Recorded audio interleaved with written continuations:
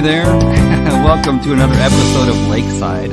I'm your host, Daniel Stomball, and I'm glad you're here with me today. We're going to have a transformational day today. We're going to take the next few minutes and talk about our identity in Christ. That is who we are in Him and who we are to Him. And this is powerful because identity brings purpose. Let's get started.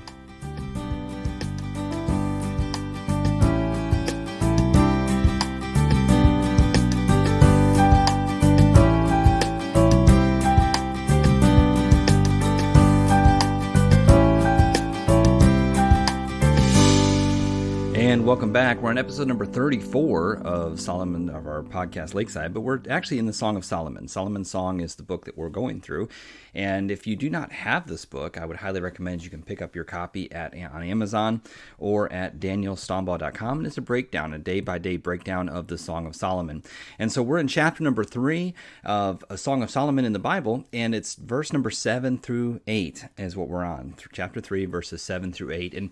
And really what we're seeing is this cycle of communication, this communication, expression, and rest. It's like a perfect circle, and it's the ideal relationship that we have, and it's a perfect blend of communication, expression, and rest. And let me speak to you my heart, let me explain my heart, let me show you my heart, and then let's rest in the fact that we have this, and then we move right along again as we grow and seasons change in life. There's another circles, the wheel turns again. It's time for more communication, more expression, more rest. And so what we've just seen is Solomon has gone back with his bride to her house, and we looked at that in the last episode, and our current episode opens up in chapter 3, verse number 7 and 8. It says, Behold, his bed, which is Solomon's, 80 valiant men are about it, of the valiant of Israel. They all hold swords, being expert in war. Every man hath his sword upon his thigh, because of the fear in the night. And I love this passage because I titled this episode, The Darkness Changes Nothing. The darkness changes nothing. And so remember, each of this is a song, and so it contains lyrics, a melody, and a message. And if we look at the lyrics of the song, what we find out is this is the bride, and she's waking up in the bed of the king. And I imagine it's in the still of the night here when she speaks, because she talks about the night, but she wakes up in the bed of the king. And she makes some observations of what she sees around her from the vantage point of the king. You know, the bride has her own chamber, and we said that was earlier in one of the earlier chapters about how we described that and what it would have looked like and who had access to that chamber. And so but we find the bride in the king's room. She's in his bed, and she wakes up in his bed, and she just sits up in bed. I imagine it's very still. It's very quiet in a massive bedroom. That's where the king-size bed came from, but this massive bedroom. And she looks out through the sheer bed curtains that surrounded that bed, and she looks off into the bedroom of the king, and it's candles everywhere. It's lit up, and it's very romantic looking by appearance, but the candles also reveal something that maybe you couldn't have seen any other time at night. It reveals that there's men that are standing around the bed. Their backs are to the bed, but they're completely surrounding that area where the bed would have been in that bedroom. Not just one guy or 3 guys, but 60. There are 60 trained assassins. The valiant men that Solomon would have carried with him were his own personal bodyguard, Secret Service detail, if you will. It was 60 of these guys that were trained, and they stood in that room throughout that bedroom and throughout that bedroom complex, that suite. 60 men standing at attention while the king slept. And by sitting up in his bed, she looked out and she began to pick the shadows out in that bedroom, and she could associate each shadow with a symbol of protection. There's one there, there's one there, there's one there, there's one there, and how they surrounded that bedroom, and that perspective brought a new perspective on her own world. Solomon's bed is surrounded by 60 highly trained assassins, and while the darkness concealed the danger, and the men were not there for just because they were kind of wanting to be in the bedroom of the king. No, the men were there because of the danger that the night held. Because darkness contains danger. Darkness contains a level of danger, partially and because we can't see it. It's unobservable in the darkness. You have ninjas and they wear black and they sneak around in the dark. Why? Because you can see them running across the yard, right? And so they will wait till the darkness comes and you see them flipping in and out of the shadows. And why is that? Because, man, the darkness is my concealer. The darkness holds me, and it allows me to move undetected and to move about my mission undetected. And so if someone was going to take Solomon out, they'd have a better chance of doing this in the dark than they would in the daytime, and when he's surrounded by his palace staff and by the assassins and all the different people that were there to take care of him. And so the darkness was their best chance, and the darkness concealed dangers. And while the darkness concealed dangers, what the candles in that room would illuminate on, and what she was able to see, is that while the darkness concealed danger, it also failed to reveal the reality of an overwhelming amount of personal protection. And she's sitting up in the bed and she looks out and she sees these bodyguards there. And what it tells her is they're here because there's danger that has the opportunity to take on and form and take shape against us. And weapons can be formed against us here. But there's also the reality. The darkness hides the danger, but it also hides the reality that I am completely protected and that those weapons formed against me will not and cannot prosper. Man, God is your protection. The message of this passage here, the darkness changes nothing. The whole message of this is that God is your protection. And while the darkness may hold danger for you, it also conceals the reality of your protection. God sees through the darkness as if it were the day. Man, David talks in the Psalms. He says, where would I go to get away from you? How can I hide from you? He said, if I go to the depths of hell and make my bed there, you're there. He said, your eyes behold the darkness as if they are the day. God invented night vision.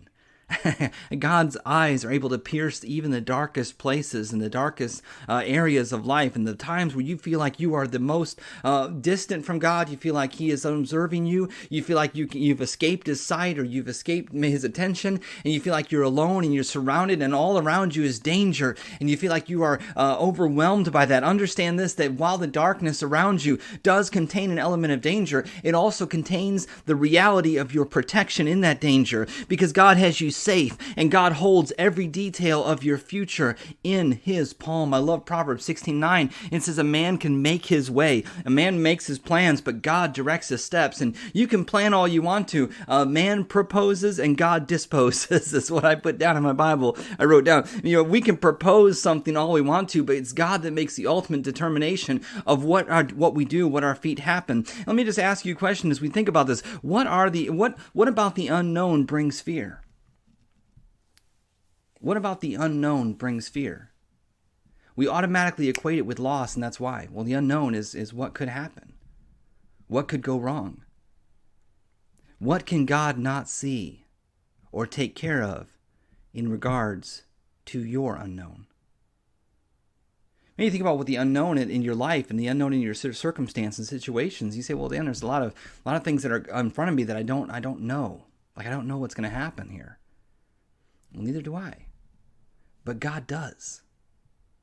God does, and there's nothing that God does not see that He cannot take care of in regards to that unknown.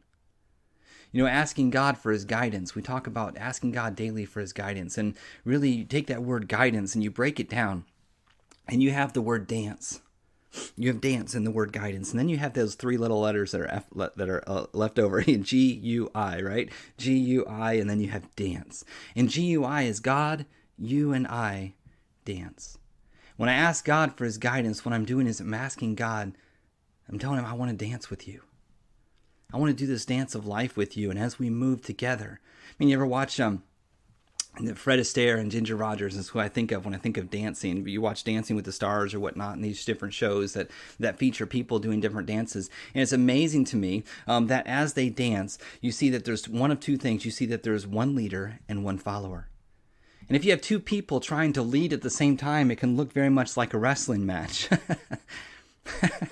And that's not always a bad thing, I guess. But, the two people, you got to have one leader and one follower. When it comes time with God in this dance of life, it is a bad thing to have a wrestling match. So you let God lead and you follow. And that means when God steps, you step. When he moves, you move. And sometimes God may direct you. The leader may direct you to take a back step. And it's into an area that you can't see and it's unknown to you, because all of a sudden you're just moving backwards and you're moving outside of your line of sight. And sight brings safety to us. Man, what I can see, if I can see it, then I can believe it. If I can see it, then I can embrace it. If I can see it, I can work with it. But it's that unseen thing. It's that unseen step that really always throws me, right? And so when God moves you backwards, when you watch these Dancing with the Star people, the leader will direct the person to take a gigantic step backwards, or maybe multiple quick steps into the back steps. And you have a choice. When God asks you to take a back step into the unknown, you can either turn your head around and try your best to try to find it. And turning your head around, guess what happens? When you turn your head around and you try your best to see where that person is trying to lead you, all of a sudden the rhythm gets thrown off and the melody doesn't match up with the stepping, and that dance looks awkward, and it turns into a shuffle and not into a fluid dance, into a fluid movement where two people look like they're one person moving. It's that what happens is when you see that back step, what you watch is that follower looks into the eyes of the leader, and the eyes of the leader are looking at the follower. They're looking at the rhythm, the timing, the meter. They're keeping all of that in play in their mind, but the eyes of the leader are also looking into the unknown area that they're asking their follower to step into.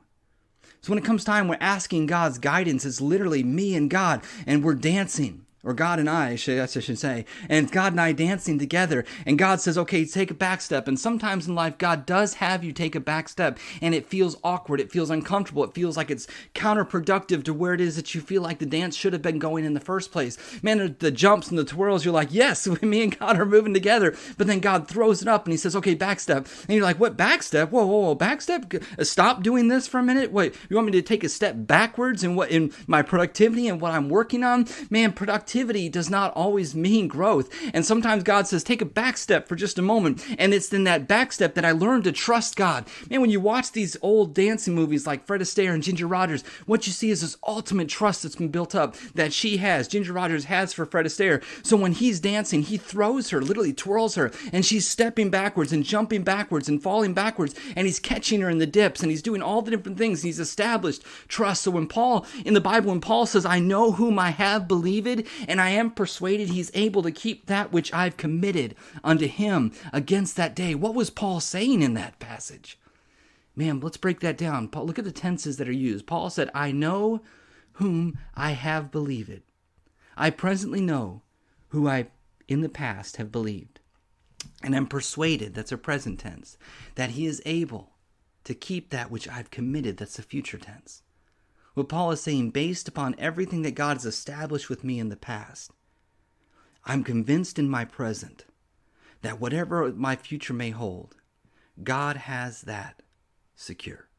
And there's a plan for that, because looking back at the steps that I've taken with God, man, it's those back steps that I've taken with God that you look back and say, wow, God, had I not had that back step, I would not be able to trust you like I do now, because I've seen you come through for me.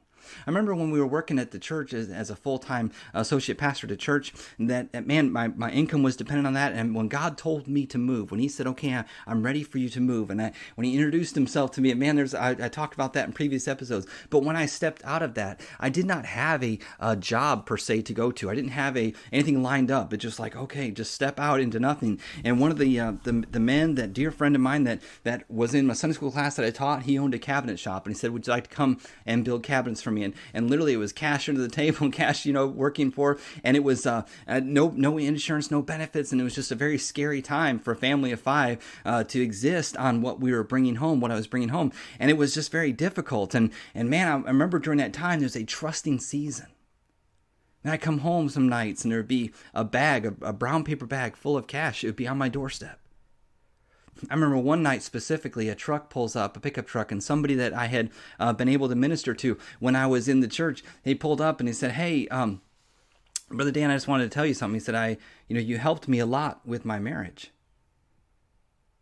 He said, I was driving home from work and God just told me to stop and buy you some groceries. He said, I don't even know if you need them or not. They didn't know where I worked. They didn't know what I was doing. But he opens up that back door of his truck and it's just full of groceries. And I never told him. I couldn't tell him, man, I didn't have anything in here. There's nothing in the house. I got 3 kids. Nothing in the house.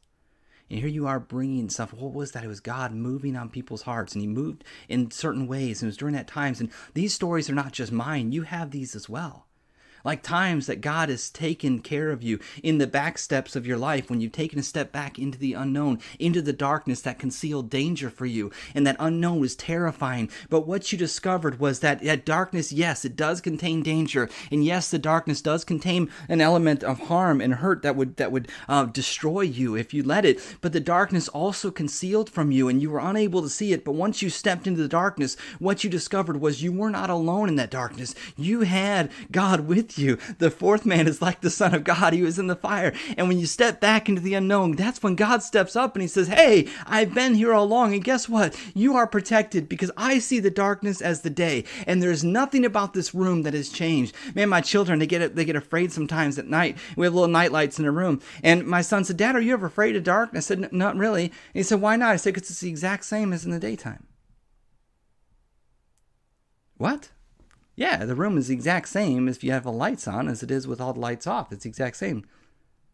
Oh, man, God says, I look at your life, Daniel, and you may feel like you're struggling. You may feel like you've taken to a back step of your life, but I have you.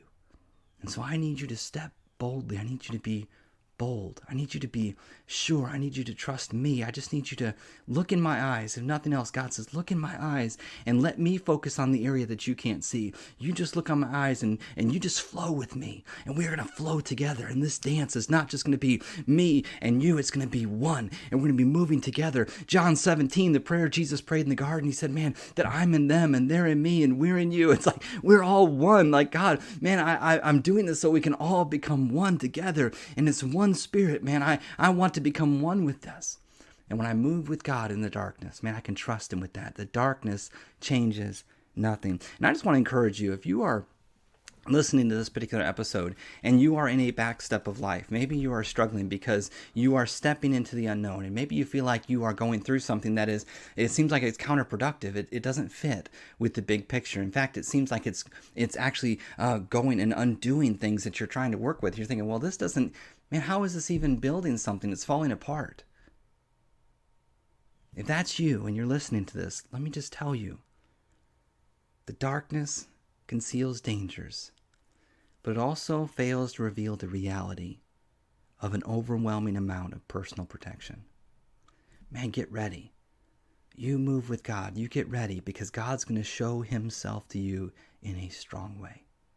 I firmly believe that. Step with him. Move with him. Let him take care of you. This has been episode number 34. Thank you for joining us here. If you've not read the Song of Solomon, you can get the Solomon Song book on Amazon. It's Solomon Song, a 90-day devotional. And you can find that on Amazon, or you can find it on danielstombaugh.com. And we're also on iTunes, and you can find these on Podbean. Click subscribe on the podcast. And man, don't miss another one. Coming up next, we're going to talk about the wedding day, and I can't wait to talk about that. It's going to be an awesome episode. Episode 35 is coming up, and that is the wedding day. So stay tuned. You're going to have it. You're going to enjoy it. Man, I hope you have a fantastic day. I hope you have the greatest day of your life today. And make sure you give away your smile today, because somebody is in desperate need of your source that you have. And your smile is the greatest way to give away your source. God bless you, and we'll see you next time.